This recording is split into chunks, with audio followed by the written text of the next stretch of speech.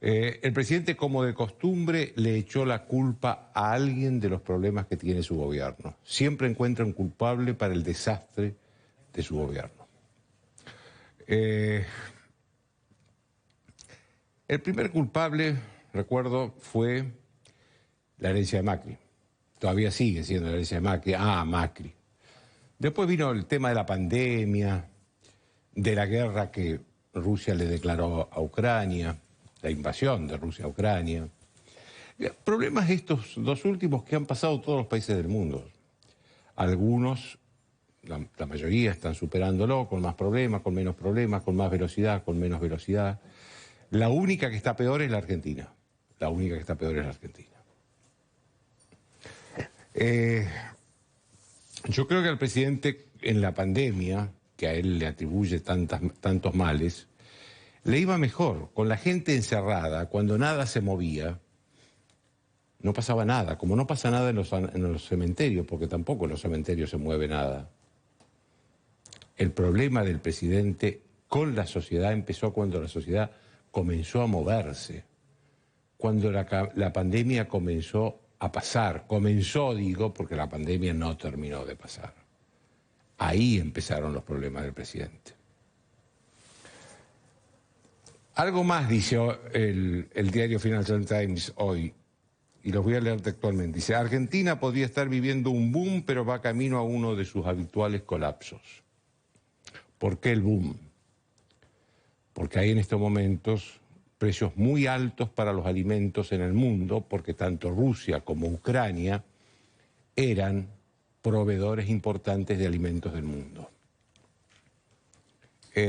Y la Argentina es un productor neto de alimentos, a pesar de que los productores rurales han sido declarados enemigos por el kirchnerismo desde la guerra con el campo en 2008. Han pasado ya 14 años y seguimos con que los productores rurales son los enemigos de este gobierno. Ahora bien, si la Argentina va camino a un colapso, como dice este diario, y lo vamos a conversar con López Murphy con más profundidad, si va camino a un colapso, estamos ante la culpa del gobierno. Nadie más tiene la culpa. Es la culpa de una conducción política agrietada, quebrada, sin rumbo, oportunista.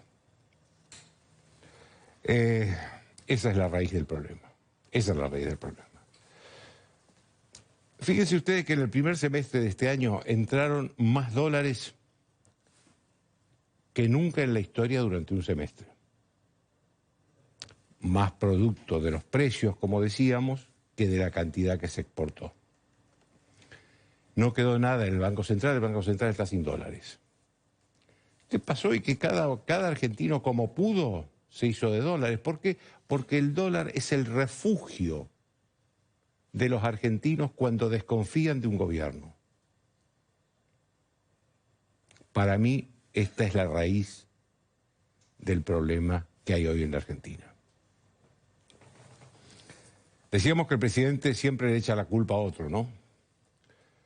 Hoy echó la culpa de la suba del dólar blue a que argentinos compran dólares para irse de vacaciones ahora en las vacaciones de invierno. Obviamente estamos hablando de un porcentaje ínfimo de argentinos que pueden viajar al exterior en las vacaciones de invierno.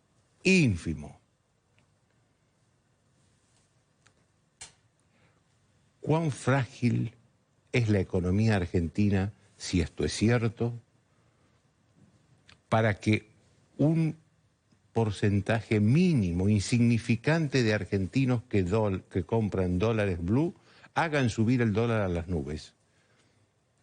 Hace poco tiempo, hace una semana, la nueva ministra de Economía, Silvina Batakis, dijo que este dólar era un chiquitaje que no interfería en el precio del dólar. El presidente hoy le echó la culpa a los que viajan al exterior. Que es una obsesión que tiene el presidente. Es una obsesión. Yo quiero hacer una aclaración. El presidente, el señor Alberto Fernández, antes de ser presidente, viajaba todos los años a Europa. Me consta. Señor presidente, su argumento es falso.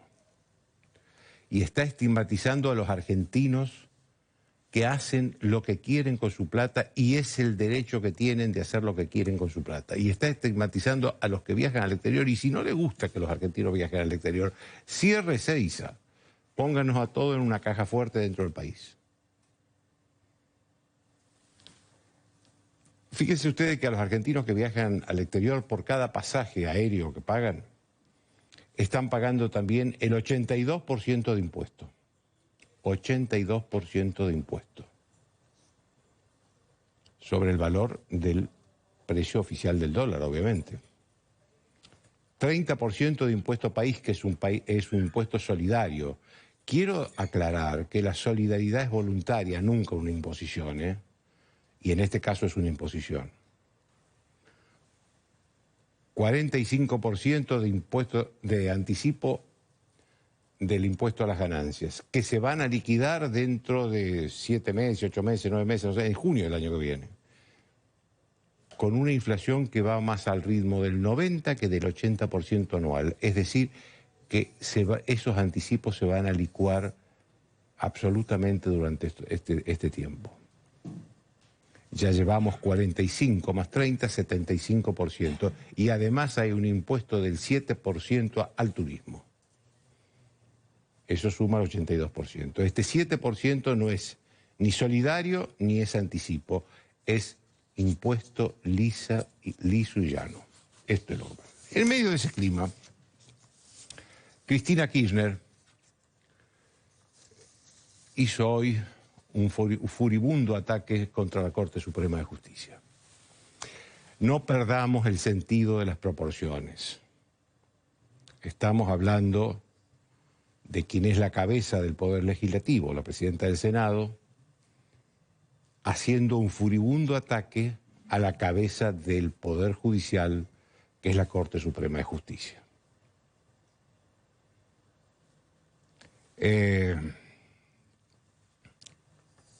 Son dos poderes independientes, son dos poderes que no tienen ningún derecho a inmiscuirse en el otro poder, en ninguno de los otros dos poderes. ¿Qué es lo que hizo la Corte Suprema de Justicia para provocar esta rabieta de la vicepresidenta? Hace pocos días, pocas semanas, un par de semanas, rechazó unas apelaciones que Cristina Kirchner había hecho ante la Corte Suprema, y que si las Cortes la hubiera aceptado, la hubieran beneficiado, pero que las rechazó, sobre la causa de vialidad, obra pública, Lázaro Báez, que se está ventilando en un juicio oral y público, que es la causa por corrupción de la anterior era kirchnerista, que está más avanzada en la justicia.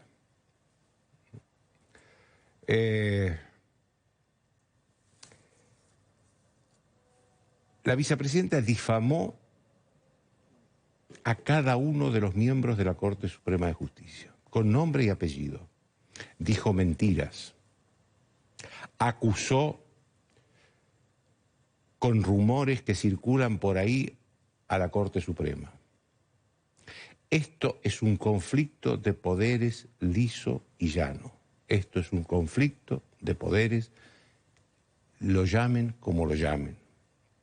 Pero no un conflicto de poderes por intereses políticos o institucionales, que los hubo en el país.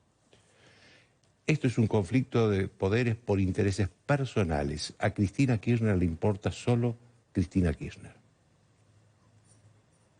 En esa causa de vialidad,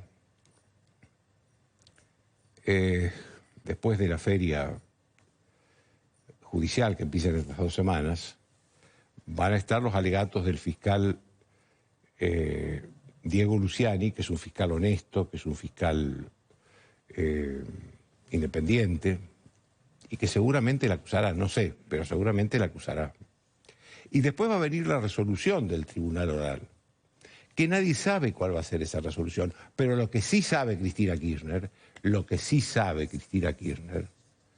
es que hay pruebas que le incriminan y le inculpan en esa causa y que difícilmente sea declarada inocente. Lo más probable es que sea declarada culpable. Esto lo digo por una deducción mía, no porque nadie me lo haya dicho.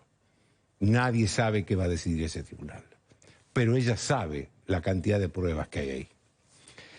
En la desesperación que tiene hoy también volvió a acusar y a difamar al fiscal Carlos Stornelli. ¿Qué hizo el fiscal Stornelli?